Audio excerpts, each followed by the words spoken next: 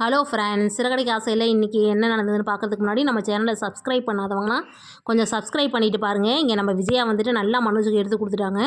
சுருடா யார்கிட்ட கடை வாங்கினியான்னு அதுக்கு தகுந்த மாதிரியே அவரும் வந்துட்டு ஆமாம் நான் கடை வாங்கினேன், பார்க்கு ஃப்ரெண்டுகிட்ட வந்து நான் கடை வாங்கி கொடுத்தேன்னு சொல்லவும் ரோகிணி வந்துட்டு ஆண்டி போதும் ஆண்டி அவர் அடிக்காதீங்க, அவர் ஒன்றும் யாரும் ஏமாத்தல, அவர் தானே ஏமாற்றிட்டு வந்து நிற்கிறாரு, விடுங்க ஆண்டி அப்படின்னு சொல்லி கூட்டிகிட்டு போயிடுறாங்க.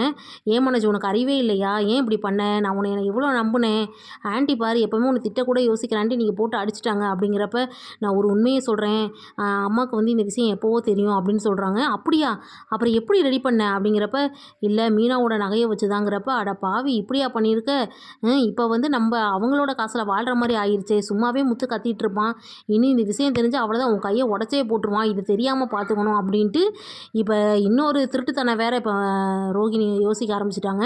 அடுத்து இங்கே மீனா இருந்துட்டு உங்கள் அம்மா வந்து அண்ணனை போட்டு அடிக்கிறத பார்த்தா அப்போ அவங்களுக்கு ஒன்றும் தெரியாதாட்டிக்கே அப்படிங்கிறப்ப இல்லை இப்போ தான் எனக்கு இன்னும் டவுட் அதிகமாகுது, ஏன்னா அவங்க தான் எடுத்து கொடுத்தாங்க பார்த்தியா இல்லையா, யார்ட்டையாவது கடன் வாங்கினியான்னு அவங்க தான் சொன்னாங்க, அதை வச்சு தான் அவன் சொன்னான் அப்படின்ட்டு சரி நான் கண்டுபிடிக்கிறேன்னு சொல்லிட்டு அடுத்து அவங்க வந்து அந்த பார்க்கு ஃப்ரெண்டை பார்க்க போகிறாங்க.